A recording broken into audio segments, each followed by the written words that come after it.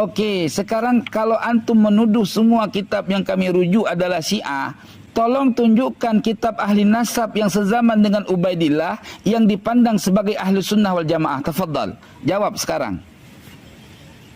Ya kalau sekarang jangan, nanti kita cari. Kita Enggak bakal ketemu tuan, enggak bakal ketemu. Kita sudah botak kepala nyari ilmu itu kitab. Tidak ketemu satupun akidah ahli sunnah yang membahas tentang nasab asyraf, enggak ada. Gini dah Tengku, nanti gini dah. Kalau kita mati nanti, Ya.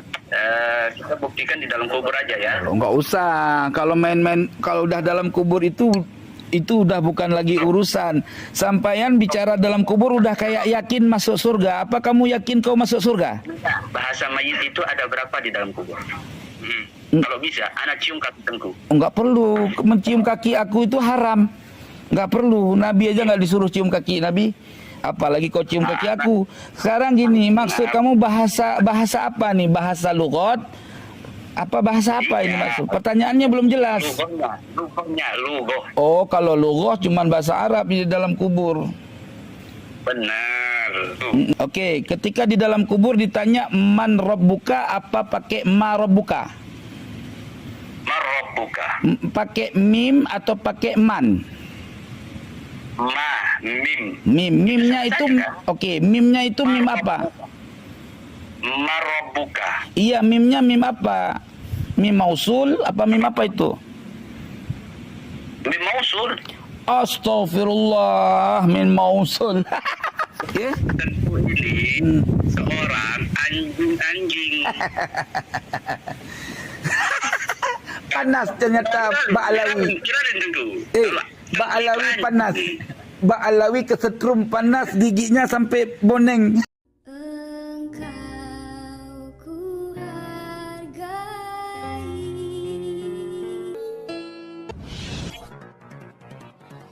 Jadi gimana Tengku kelanjutannya yang tadi itu? Ya, ya sampai di mana terakhir tadi ya? FPI. Ya, jadi harusnya FPI itu nggak usah ikut campur dalam menghalangi orang dakwah lah segala macem gitu loh. Jadi kan nggak timbul polemik gitu. Ini Tengku, bukan kita menghalangi, kan kita yang itu nomor satu yang kita khawatirkan kepada umat yang awam. Contoh seperti Kiai Imad menyampaikan bahwa habaib itu nggak ada. Ya, jadi gini. Dari mana Kiai Imad tahu kalau habaib itu nggak ada?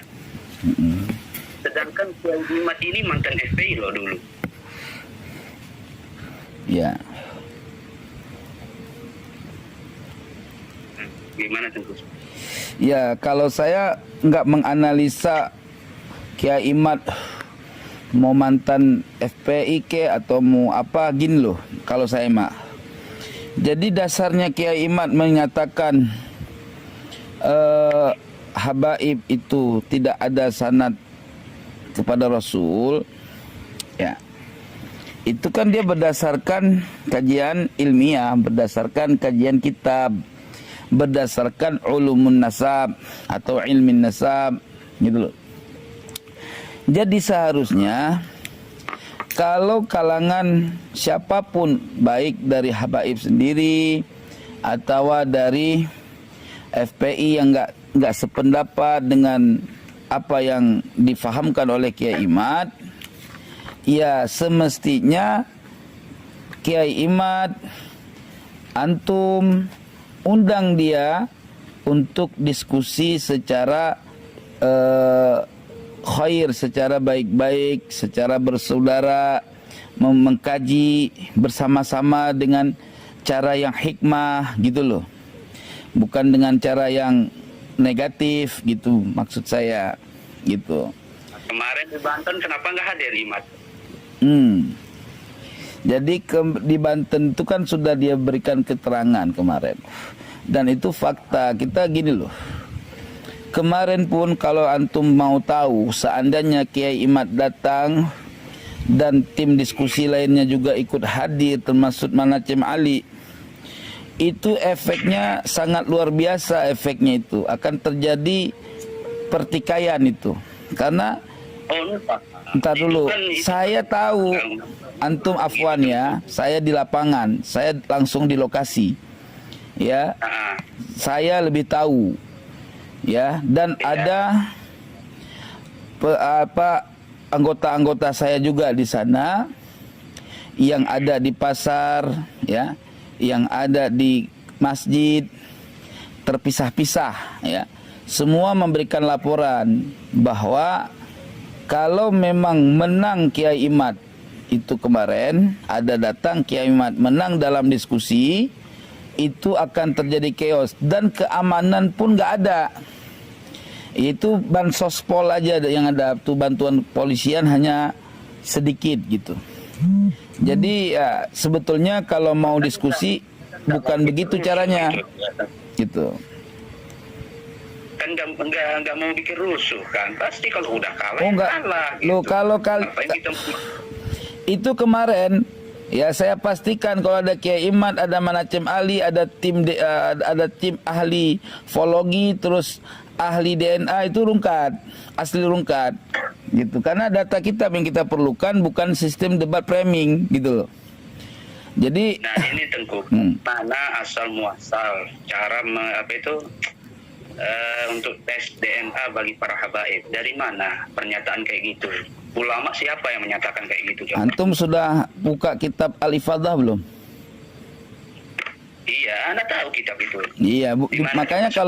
kalau antum tahu ya mestinya ndak usah tanya lagi. Artinya dalam kitab itu juga disebutkan apabila terjadinya penelitian nasab yang al-ba'idah, al-ansabul ba'idah, nasab yang terlalu jauh, ya kan? Maka di situ untuk memperkuat bayinah adalah dengan sistem DNA di situ, dan Wahbah Az-Zuhaili juga menyatakan sama seperti itu, dan hasil keputusan Muktamar NU juga mengarahkan kepada DNA untuk memverifikasi kebenaran nasab seseorang. Walaupun ya, ini jujur aja, walaupun itu pernah nggak didalemin? gimana? Karena kayak ibarat tafsir harus diperdalami dong, jangan cuma baca dalilnya aja. Iya kan begini. Anda tahu kok. Ya oke. Sekarang begini. Bagaimana caranya antum memverifikasi kebenaran suatu nasab? Ya. Ketika data kitab sezaman tidak dapat membuktikan keberadaan seorang yang ada di abad keempat. Oh, jadi tentang Imam Ubaidillah gitu ya? Iya. Terus pertanyaan kedua. Ini Teguh. Oke. Kitab yang dikarang sama Kiai Imad itu kan dalil-dalil semuanya itu di copy paste, dan yang mencetak kitab itu adalah orang Syiah. Nggak usah gini Tuan. Kita nggak usah ketika dalam muzakarah. Kenapa Kiai Imad itu mengambil dalil dari orang Syiah? Terus saya ingin tanya sekarang sama antum. Kitab ulama ahli sunnah, ya maaf sebentar, saya tanya. Kitab ulama ahli sunnah yang diverifikasi sebagai ahli sunnah wal jamaah yang ada di zaman Ubaidillah, siapa pengarang kitab ahli sunnah yang ada di zaman Ubaidillah? Di zaman Ubaidillah, Ya, yang ahli sunnah. yang ahli sunnah wal jamaah. Ya, yang menjadi referensi kita dalam mengkaji kitab. Kan banyak itu. Iya siapa? Iya siapa? Iya siapa? Contoh yang ahli sunnah wal jamaah. Iya, di zaman Ubaidillah. Sebelum zaman kita, begini Tengku, zaman kita belum lah. Enggak, saya tanya di zaman Ubaidillah.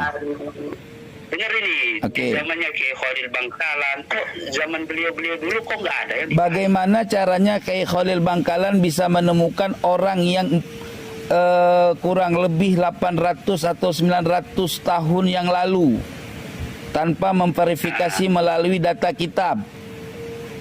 Nggak bisa. Anda, Afwan, ini kita muzakarah walaupun gaya bahasa berbeda, tetapi hati kita tetap solidaritas ya. Hati kita tetap karena Allah ya. Santai. Oke. Santai. Oke, saya punya budaya Sumatera ketika dalam keadaan serius mungkin agak besar, tapi harap dimaklum itu gaya masing-masing. Yang penting hati kita sama-sama karena Allah Ta'ala, tidak terlibat permusuhan ya.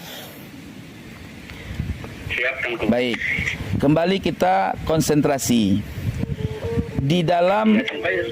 Oke, ketika kita memverifikasi fatwa Imam Syafi'i dalam Qaul Qadim mengatakan hadza halal wa fil jadid haram misalkan, ya. Lalu bagaimana kita memverifikasi kebenaran Qaul Qadim dengan Qaul Jadid di masa sekarang? Tentu pasti kita akan mengambil kitab yang langsung dari karyanya Imam Syafi'i. Kalau Qaul Qadim berarti kitabnya Al-Buaiti. Kalau Qaul Jadid berarti kitabnya Al-Um.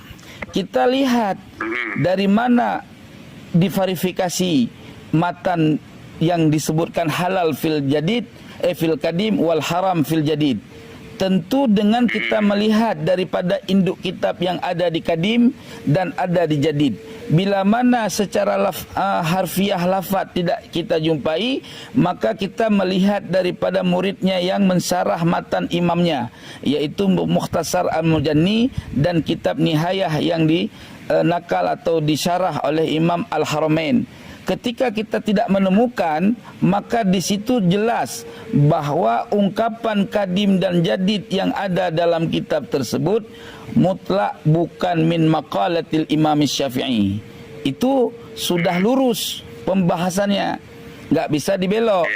Nah, ketika antum bertanya bahwa Al-Ubaidali diklarifikasi sebagai Syiah, ketika kita baca dalam kitab mukaddimah kitabnya, itu hanya satu orang saja yang mengklaim diri Imam Al-Ubaidali itu sebagai golongan Imamiyah.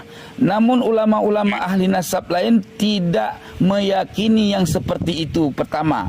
Kedua, apabila persoalan masalah Syiah menjadi problem dalam pengkajian kebenaran, maka sungguh antum tak usah lagi pakai kunut kalau mazhab Syafi'i. Karena riwayat kunut itu diambil dari Imam Abi Ja'far Ar-Razi. Imam Abi Ja'far Ar-Razi ahli tafsir dan beliau diklaim oleh ahli-ahli di masa itu, wabil khusus ahli hadis, dianggap sebagai Syiah. Gitu, Rafidhi malah. Jadi itu tentu anak tanya ini tentu. Baik, baik. Kan Imad bahas itu Syajaratul Mubarakah kan? Oh enggak, Kiai Imad tidak menjadikan satu sumber kitab di dalam membahas satu masalah. Cuman Kiai Imad hanya memberikan verifikasi data.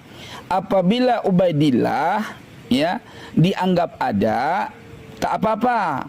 Nah, cuman tolong berikan satu keterangan manuskrip kitab yang lebih tua daripada Asy-Syajaratul Mubarakah. Maknanya Kiai Imad tidak menjadikan satu kitab Al-Syajaratul Mubarakah sebagai patokan, tetapi dia hanya memfasilitasi kalau kitab As-Syajaratul Mubarakah menjadi kitab pertengahan antara keberadaan Imam Ubaidillah dengan mengatakan tidak adanya Imam Ubaidillah, maka kalaupun ada Ubaidillah, tolong tunjukkan kitab yang lebih tua gitu loh dari As-Syajaratul Mubarakah yang menyebutkan keberadaan Ubaidillah bin Ahmad bin Isa gitu. Asy-Syajaratul Mubarakah itu bukan itu kitab palsu itu. Bagaimana antum bisa menunjukkan itu kitab palsu? Coba berikan dalilnya. Imam Fakhrul Razi kan yang mengatakan Syajaratul Mubarakah itu kan Imam Fakhrul Razi. Paham. Antum tahu siapa Imam Fakhrul Razi? Nah, itu dari mana? Enggak, saya dulu. Kitab Syajaratul Mubarakah coba. Baik, antum tahu enggak siapa coba Imam Fakhrul Razi? Dari abad keberapa coba? Dari abad keberapa? Baik, baik. Imam Fakhrul Razi mengarang Syajaratul Mubarakah. Baik, baik. Oke, sebentar. Oke. Nah, saya nggak pakai Google, Kang. Ini saya justru kalau mau video call aja. Masalah ilmu Google itu jangan kita munafik. Anda juga main Google zaman sekarang. Jangan kita Loh, ada Loh. kalau ada tahu Syajaratul Mubarakah itu bukan karangannya Imam Fakhr. dari mana Anda tahu? Apakah Anda sudah mengetahui kitab manuskripnya? Coba jelasin dari Oke. mana Imam Fakhrul Razi. Pertama, kitab baik, Syajaratul Mubarakah. pertama Imam Al-Fakhrur Razi, Fakhruddin Ar-Razi Al-Qursi. Syajaratul Mubarakah itu ditemukan di tahun 1418 Hijriah. Ya Allah, nih Betul nggak? begini Tuan. Satu manuskrip itu bisa ditemukan di kapan masa. Ya, nggak mesti di masa dia dituliskan itu langsung ditemukan. Karena memverifikasi satu manuskrip itu bisa ditemukan di abad-abad 100 tahun kemudian, bisa ditemukan di 600 tahun kemudian, bahkan 800 tahun kemudian. Itu tidak menjadi tolak ukur dalam menemukan satu kebenaran dalam suatu niskhah kitab. Banyak kitab-kitab terdahulu yang ditemukan jauh setelah wafatnya si penulis. Jadi kalau antum tergolong kategori orang yang membaca kitab dan menganalisa kitab, maka persoalan kapan ditemukan manuskrip itu tidak menjadi persoalan. Yang jelas Imam Al-Fakhrur Razi masyhur, dia dikenal sebagai ahlun nasabah, di mana beliau mengambil ilmu nasab melalui jalan sanad. Pertama, ilmu nasab dia mempelajari dari Imam As-Sam'ani. Imam As-Sam'ani semua merujuk kepada ahli nasab terkemuka yang di masa itu beliau masyhur dalam ilmu nasab, yaitu siapa? Al-Ubaidali. Al-Ubaidali berguru kepada Ibnu Toba. Nah, itu semua mempunyai saduran nas ilmu, punya sanad. Sedangkan Imam Al-Fakhrur Razi, bapaknya sendiri itu adalah orang ahli ilmu.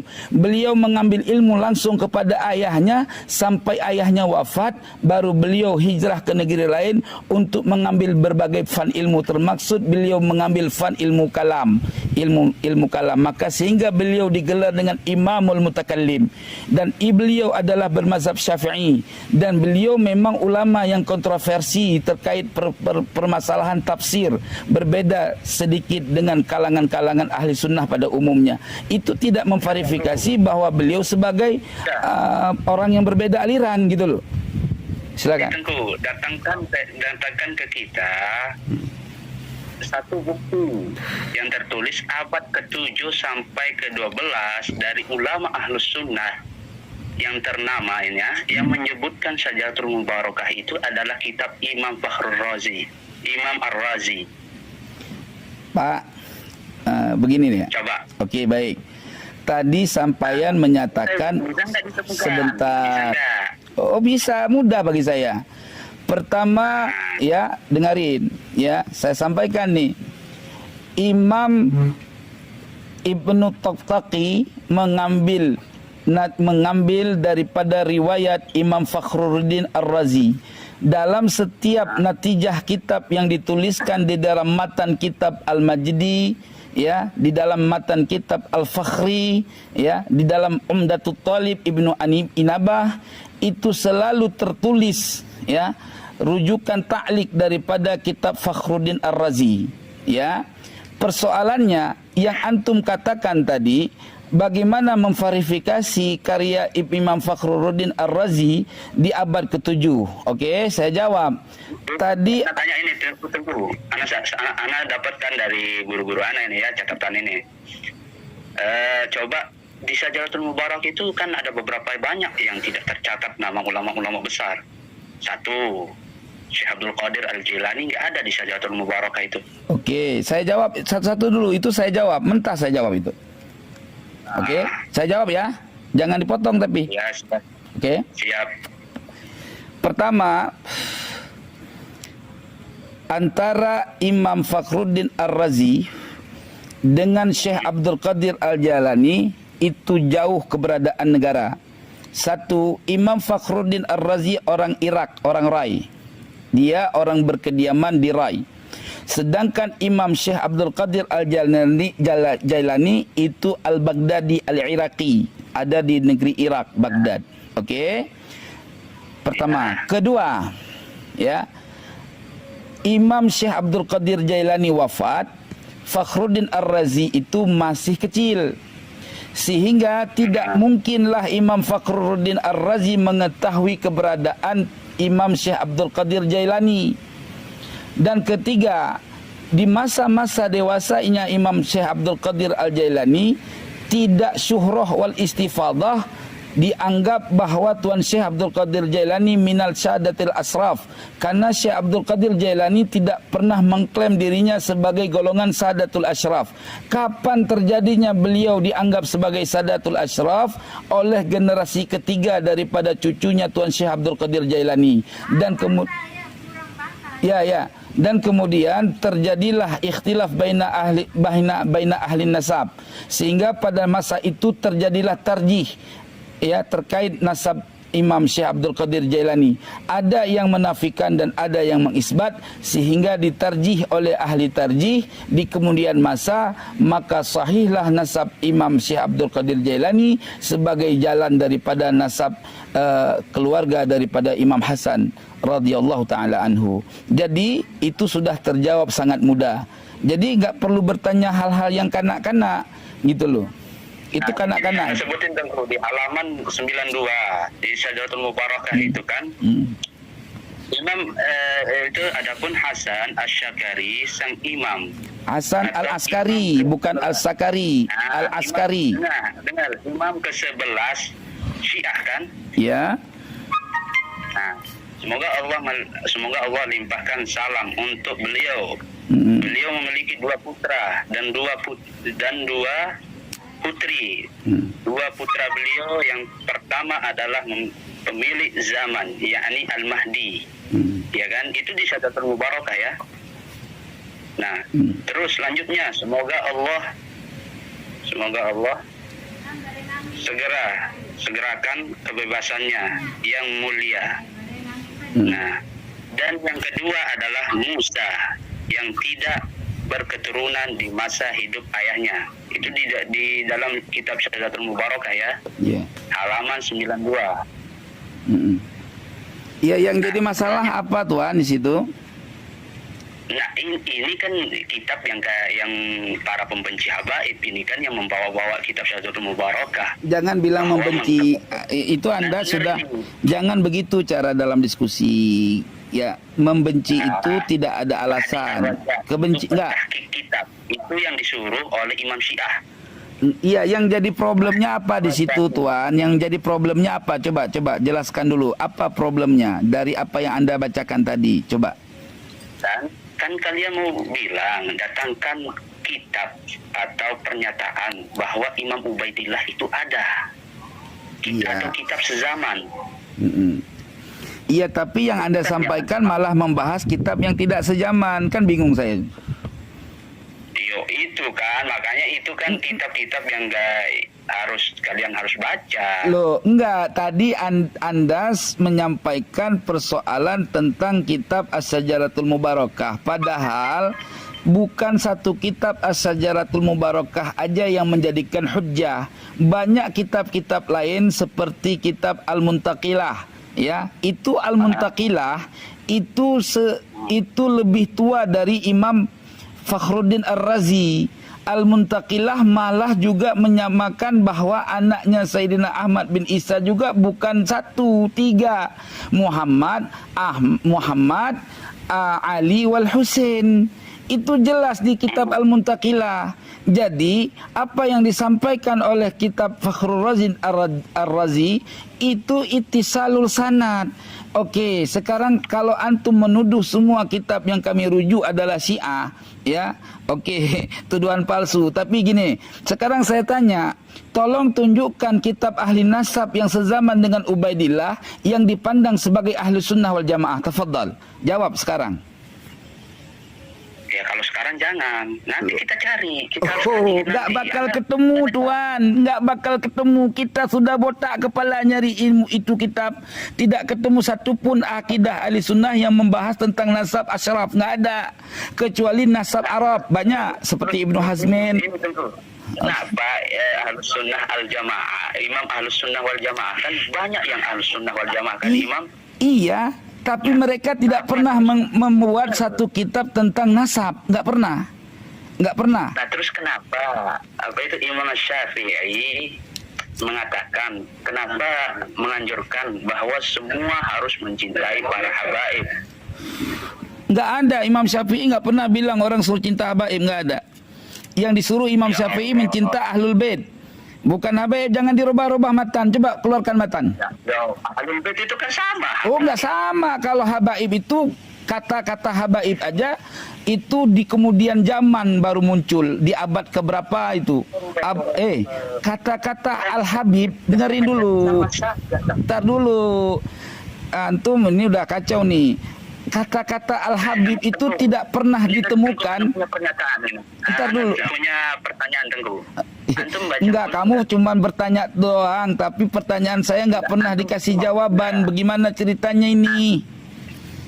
Antum baca maulid enggak? Anak orang ahlul maulid. Anak Aceh Tungku, Ustad. Ya, Aceh itu lebih ajib maulid daripada tempat lain. Cuman kami nggak pernah kenal maulid Simtud Duror. Ya, aneh nggak kenal. Kami kenal maulid berjanji sama dibai aja. Karena Simtud Duror itu maulid baru, maulid karangan ulama baru, bukan mutakaddimin. Apalagi yang karangan Umar bin Hafiz. Habib Ali nih.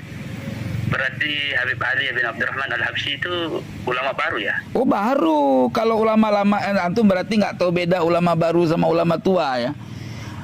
Saya kasih, apa perlu saya kasih penjelasan antara mutakaddimin, mutaakhirin aja sudah nggak ketemu. Gini dah Tengku, nanti gini dah, kalau kita mati nanti, Ya. kita buktikan di dalam kubur aja ya. Kalau nggak usah, kalau main-main, kalau udah dalam kubur itu udah bukan lagi urusan. Sampaian bicara dalam kubur udah kayak yakin masuk surga. Apa kamu yakin kau masuk surga? Enggak, saya tanya. Enggak, saya tanya dulu. Apakah kau yakin sekali kau masuk surga? Berapa di dalam kubur? Entar dulu. Aku tanya dulu. Bahasa mayit itu ada berapa di dalam kubur? Apa?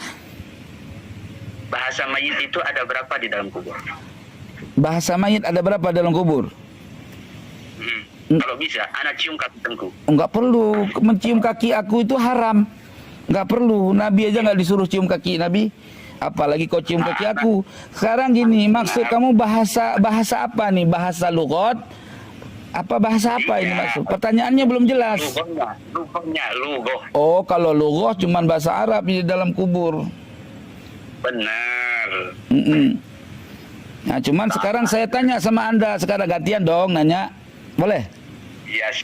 Tuh. Oke, ketika di dalam kubur ditanya man rabbuka, apa pakai ma rabbuka? Marabbuka. Pakai mim atau pakai man? Mim. Mimnya itu oke, mimnya itu mim apa? Marabbuka. Iya, mimnya mim apa? Mim mausul apa mim apa itu? Mim mausul. Astaghfirullah, min mausul.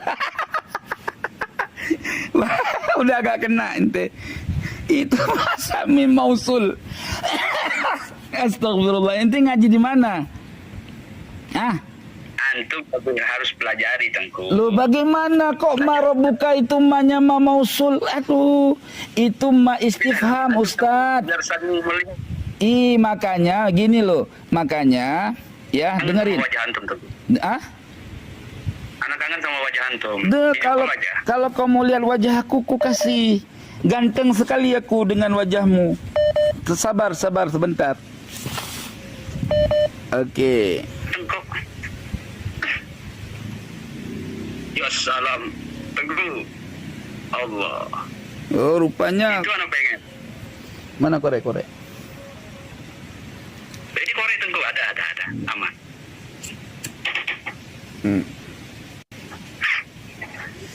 Ya, jadi gimana?